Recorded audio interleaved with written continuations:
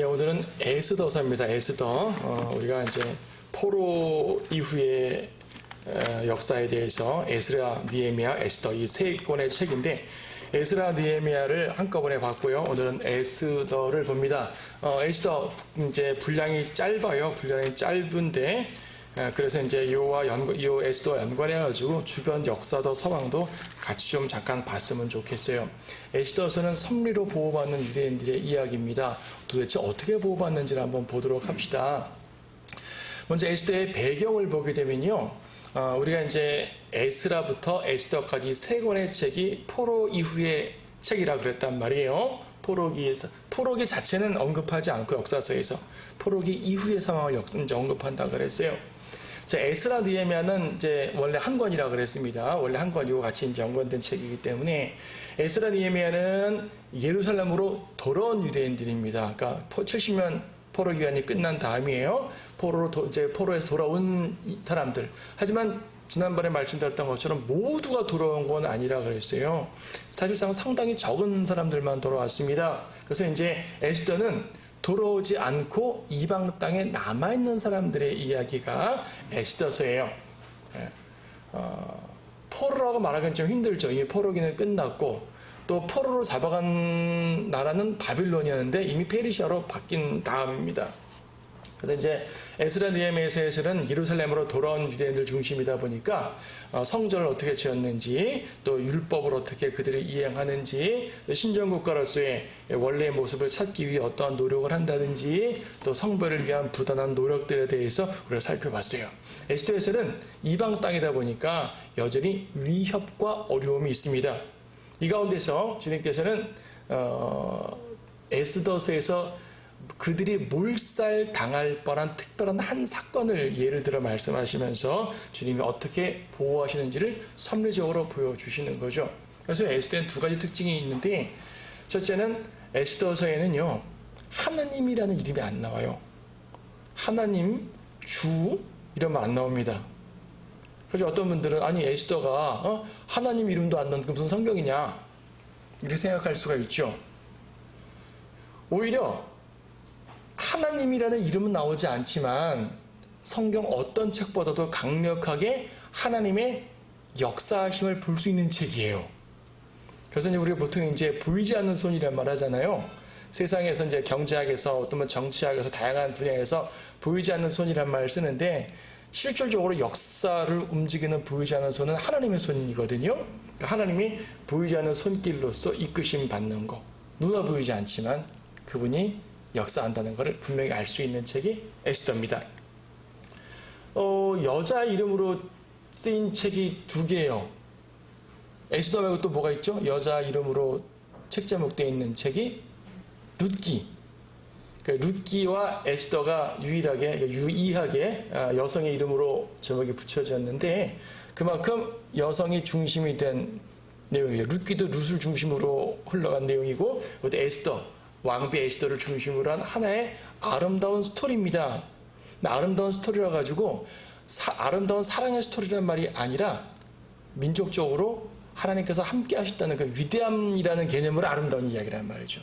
자, 좀 더 보죠. 고대 근동의 지도를 간단하게 그려봤습니다. 이제는 이 지도만 봐도 대략 어떤 상황인지 아시죠? 예루살렘이 있으니까 이스라엘이 어느 쪽인지 알겠고, 그렇죠? 사해 바다가 있는 요단과 예루살렘, 이집트, 나일강, 시내반도가 있고요. 바빌론이 있고요. 수산. 그래서 이제 유프라테스강, 티그리스강 이 두 물줄기로서 메소포타미아가 형성되는데 제가 말씀드리는 것은 바로 바빌론입니다. 바빌론 제국이 이 정도의 크기였어요. 생각보다 작다고 생각할지 모르지만 꽤 큰 겁니다. 꽤 큰 제국이고요. 메소포타미아 전 지역을 통일한 제국이니까 꽤 크죠.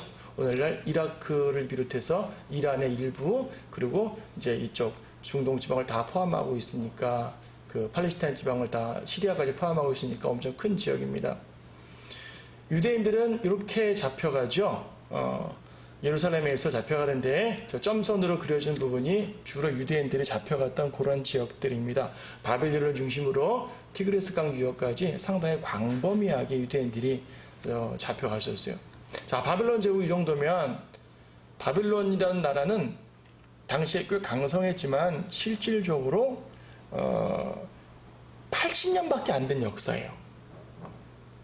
아니, 그러니까 바빌론 자체는 꽤 긴 역사가 있어요. 근데 이 느부갓네살이 나오는 우리가부터 역사에서 신바빌로니아 제국이라고 말하는 바빌론 말이에요. 느부갓네살이 2대 왕인데 80년 왕국 중에 느부갓네살이 40년을 다스리고요. 나머지는 뒤에 아들, 손자 몇 명 해가지고 총 한 세기가 안 돼요. 근데 바빌론 포로는 총 몇 년이었어요? 70년. 그러니까 바빌론이라는 나라는 성경적 관점으로 말하면 유대인들을 잡아가기 위해 세워진 나라일 뿐이에요. 그리고 70년이 차니까 바빌론도 멸망하고 유대인도 들어와요. 바빌론은 그런 나라예요. 그러니까 세상을 의미하기 딱 좋은 나라죠. 이제 페르시아는 이 정도죠. 엄청 커졌죠. 지도가 잘려서 그렇지만 동쪽으로는요, 인도까지. 에스더서에 봐도 인도 접경까지 다스렸다는 말하잖아요. 성경에서 인도란 말이 나와요. 에스더 1장 1절에 아하수에로 때이라 이는 인도에서부터 에티오피아까지 127개의 지방, 이집트 밑에 이디오피아 있는데 이집트 남부까지도 다스렸고요. 여기 쭉 넘어가게 되면은 인도의 경계까지, 그 인더스강까지 이어지는 부분, 엄청 큰 지역의 페르시아 제국이에요. 코레스 왕이 돌려보냈죠. 바빌론에서 예루살렘을 돌려보냈습니다. 이때가 이제 에스라, 느헤미야 요 기반이 바로 이 상황이라는 얘기죠. 자, 페르시아 제국 내에서 어떤 왕 때이냐면 배경을 좀 더 보게 되면 아까 말씀드렸죠. 에스더는 돌아오지 못한 유대인들의 이야기라 그랬습니다. 페르시아의 아하수에로 때라고 좀 에스더 1장에서 말하는데 성경에서는 아하수에로라고 말하지만 세속사에서는 크세르크세스라는 이름을 써요. 영어식으로는 세르세라는 이름, 핸델 오페라 세르세라는 그 있어요. 그 저왕을 말하는 거예요. 영어로 말하면 세르세고 이제 기본적으로 크세르크세스라고 말하는데 성경에서는 아하수에로라고 불러요. 사실 아하수에로라는 이름은 다른 데도 나와요. 에스라에도 아하수에로가 나오는데 아하수에로는 사람 이름이라기보다도 그 이집트 파라오처럼 호칭일 수 있기 때문에 여기서 아하수에로도 크세르크세스라는 세속사 이름으로 이해를 하시면 좋겠습니다. 자, 도표를 잠깐 보세요. 1차 기환이 코레스 1년이었어요. 대략 536년 BC라고 말합니다. 그 다음에 1차 기환 내에서 20년 정도 지나면서 다리오 6년째에 성전이 완공됩니다. 우리 에스라에서 봤던 내용이죠. 그리고 이제 요 사이에 2명의 왕이 더 있었어요. 세속사에서 캄비세스라고 말하는 성경에서는 아하수에로, 또 세속사에서 스메르데스라고 하는 성경 내 아탁세르세스라는 요 두 인물이 요 사이에 2명 있었습니다. 이건 에스라서에 나오는 인물들이에요. 같은 아하수에로지만 이 아하수에로와 이 아하수에로는 다릅니다. 2차 귀환이 한참 뒤입니다. 첫 번째 귀환보다 거의 80년 정도 뒤에 2차 귀환이 이루어집니다. 아탁세르세스 7전에 에스라가 오죠. 여기까지가 에스라서 내용이고요. 3차 귀환이 느헤미야. 자, 그러면 에스더는 언제일까요?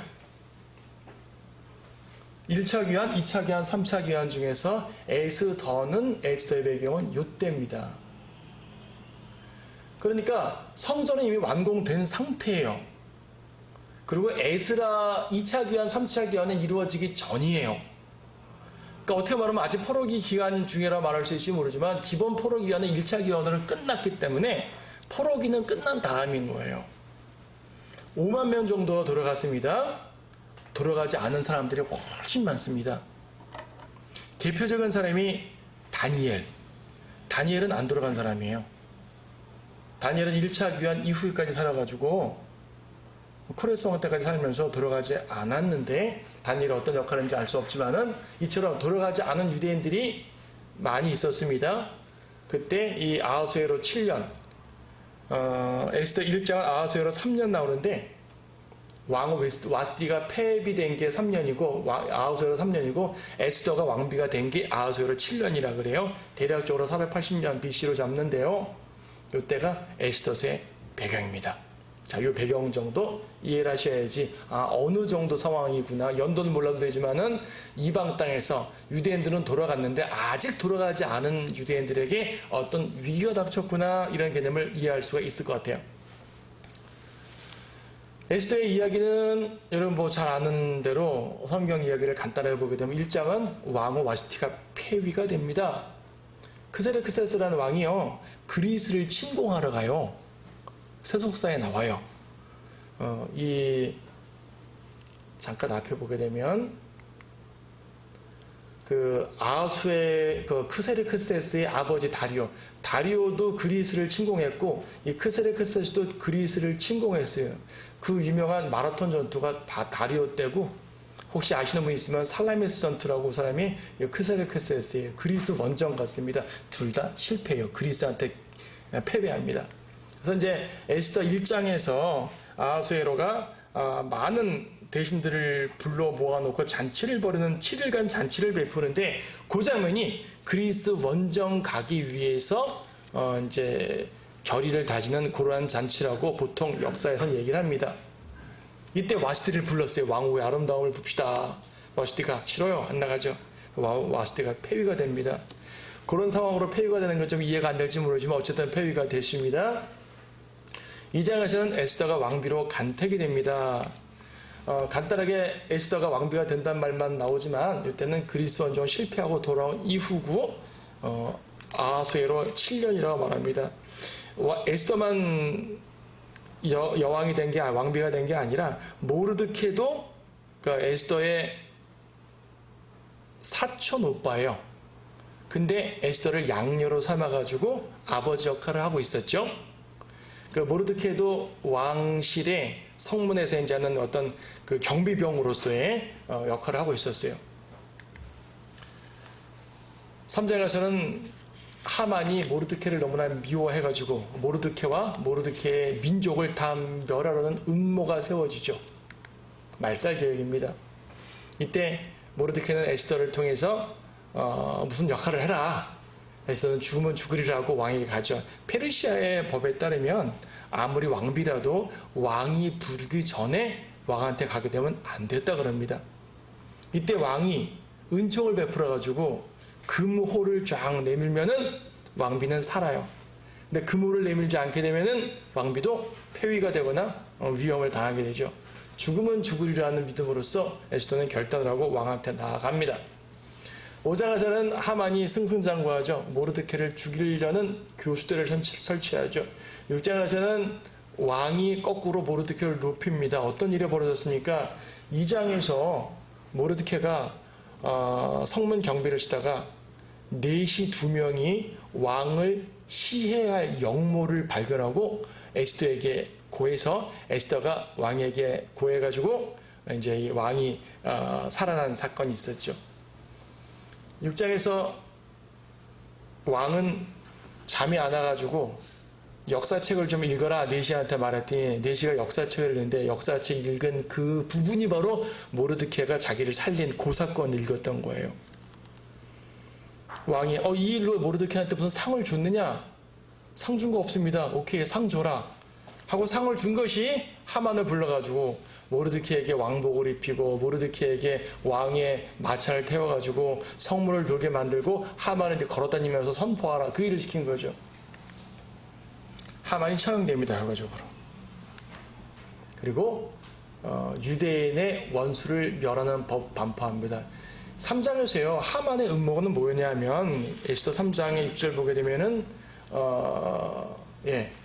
유대인들을 왕국 전역에 있는 유대인들을 멸하라는 것입니다. 3장 7절에는 3장 13절에는 12대째 달 13일 하루에 유대인들을 몰살하라.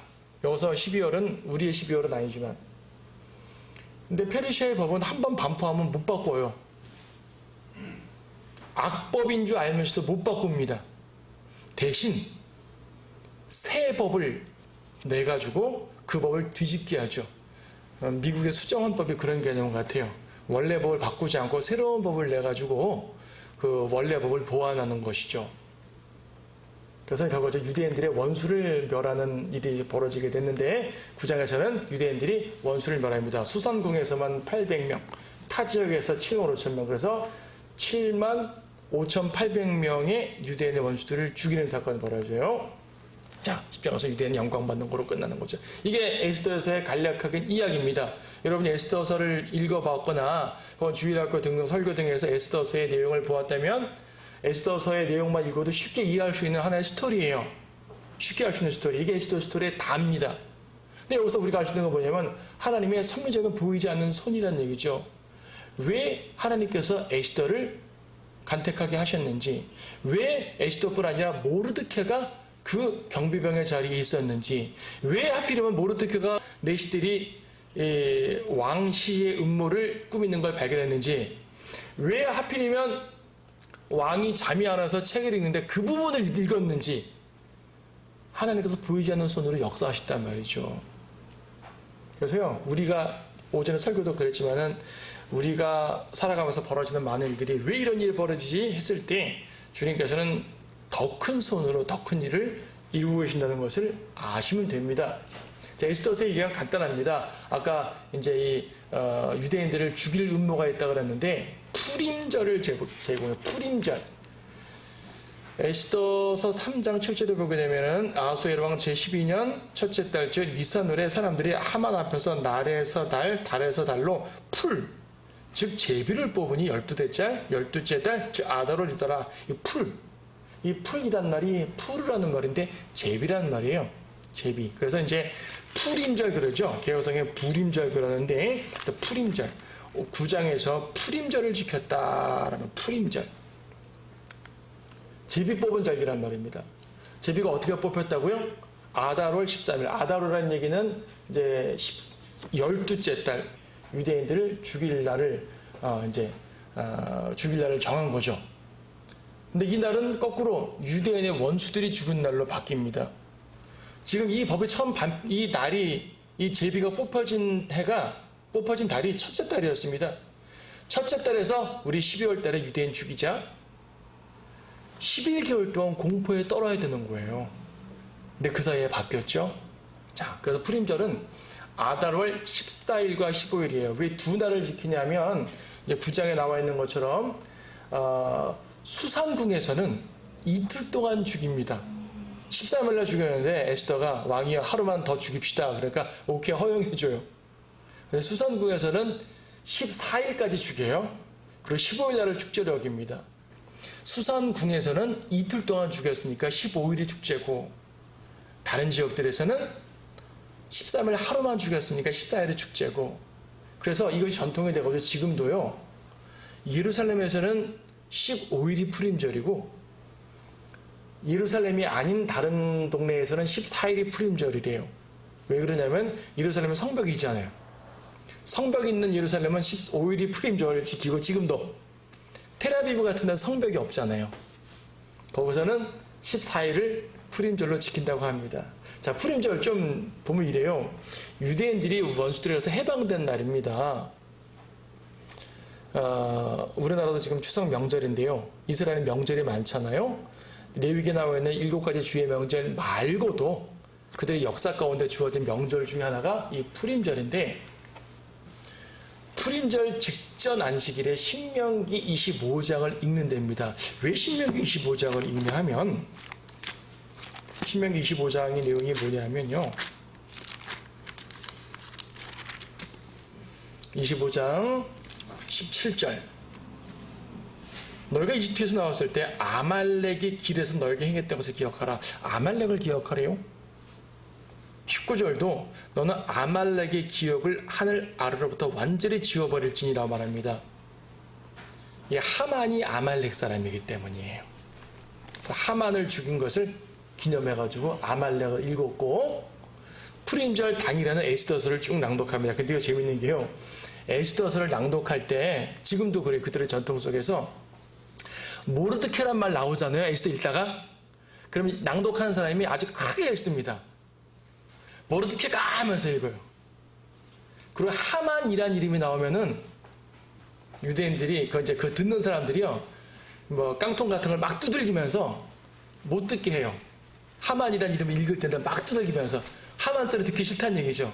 하만의 이름을 기억나지 못하도록 하라고 했기 때문에. 그리고 9장에 보게 되면은 하만의 10명의 아들들을 죽이는 장면이 나옵니다. 9장은 7절부터 10절까지 10명의 아들들을 죽이는 장면에서는요, 숨도 안 쉬고 10초 내에 훅 읽어 넘어가야 돼. 5초 내로. 아주 빨리. 그만큼 하만과 이방인 원수들에 대해서 극도의 저주가 담긴 표현을 하는 것이 이 푸림절 사건이라고 보통 말합니다. 역사도 중요 속에 있는데 제가 하만을 얘기할 때 왜 아말렉을 얘기했냐면 3장 1절에 보게 되면 하만을 가리켜서 아각인 하만이라 그래요. 아각인 하만. 아각이란 말은 누구냐면 아각인 함므다다의 아들 하만 그러는데 이 아각은 사무엘상 15장에 보게 되면은 사울왕이 살려둔 아말렉 왕이 아각이에요. 그래서 아각인이라고 말하면 이 아각의 후손을 의미하기 때문에 아각은 아말렉의 후손. 그래서 아까 신명기에 아말렉을 멸하라는 장면에서 유대인들이 흥분을 하는 거예요, 자꾸. 적그리스도의 표죠. 유대인 말살 정책. 역사적으로 유대인 말살 정책을 취한 왕들이 꽤 많았는데 다른 왕들은 그래도 유대인들을 좀 추방하는 정도였지만 히틀러 같은 경우는 유대인 말살 정책을 취했잖아요. 그러니까 히틀러도 일종의 하만이에요. 적그리스도의 표죠. 대원할 때 적그리스도는 유대인들 말살 정책을 세울 겁니다. 그리고 하만이 이 일을 끼웠을 때 페르시아 전역에 있는 유대인들을 멸한다고 그랬습니다. 페르시아 전역에는 예루살렘이 포함됩니다. 예루살렘에 있는 유대인까지 멸하려는 계획이었었어요. 예루살렘은 이미 복원되어 있고 성전이 복원되어 있고 많은 사람들이 예루살렘에서 살고 있는 상황이었는데도 불구하고 예루살렘까지 멸하려는 계획을 세운 거죠. 지금 본문에 예루살렘이라는 말은 나오지 않지만 왕국 전역에 있는 유대인들이라면 예루살렘은 포함되기 때문에 여러분 적그리스도의 최종 목표가 예루살렘이잖아요. 그래서 이 하만은 적그리스도의 가장 깊은 예표 중에 하나가 됩니다. 모르드케는 2장에 보거든 베냐민 지파 출신이에요. 베냐민 지파 출신. 2장 5절에서 베냐민인이요 키스의 증손 시므이의 손자 야일의 아들이더라 되어 있습니다. 베냐민 지파에는 사울 왕이 있었죠. 자, 하만과 모르드케의 대조. 이것은 아각과 사울의 대조기도 합니다. 하나님은 사울에게 아말렉을 멸하라 했는데 사울은 아말렉을 멸하지 않았죠.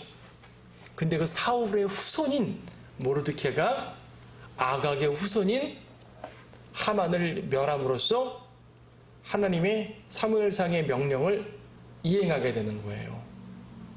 그러니까 하나님의 역사는 예언은 인간이 거절하더라도 어떻게든지 간에 이루어지게 되어 있는 거죠.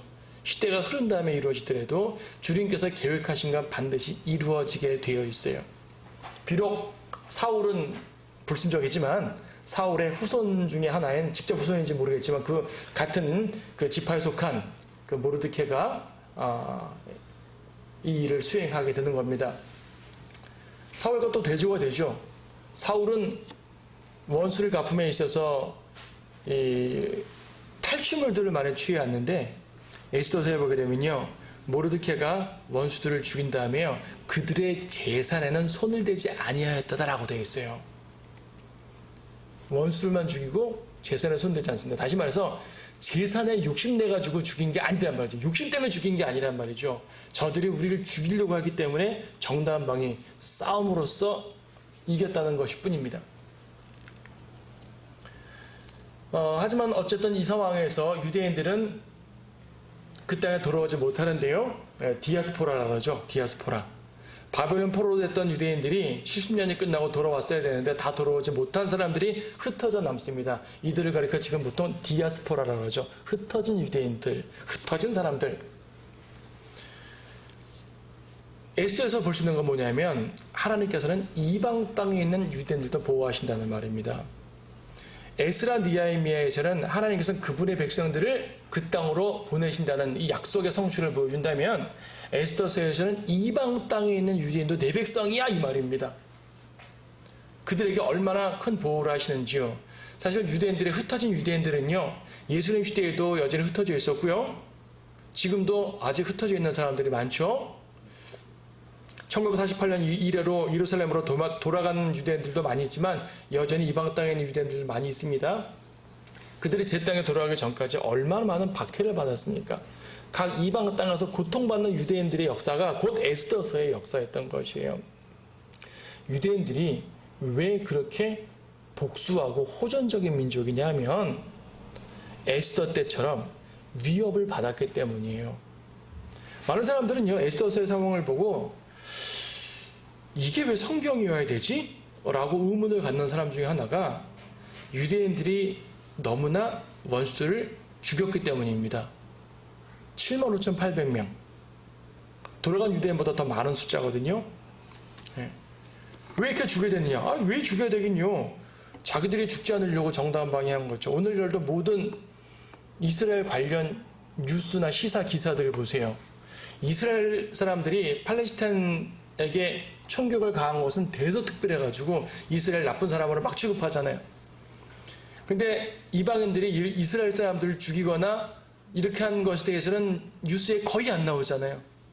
사실은 엄청 많아요. 엄청 많은 거예요. 정당방위로 죽이고 하는 거죠. 물론 오늘날 유대인들이 정당방위의 범위를 넘어서서 자기들의 그러한 폭력을 행하는 것도 없지 않아 있습니다. 그건 분명히 옳지 않은 일들입니다. 옳지 않은 것까지 옳다고 말할 수는 없는 것이죠. 하지만 하나님께서는 전체적으로 이방 땅의 유대인들을 보호하시겠다는 약속을 하신 것이 에스더서고 그동안 1900년 동안 그걸 지켜오신 거예요. 여기 보게 되면은 예수님께서 이런 표현을 쓰셨습니다. 요한복음 10장 16절에서 이 양우리에 들지 아니한 다른 양들도 데려와야 된다라고 말씀하셨습니다. 요한복음 10장 16절 말씀 보시게 되면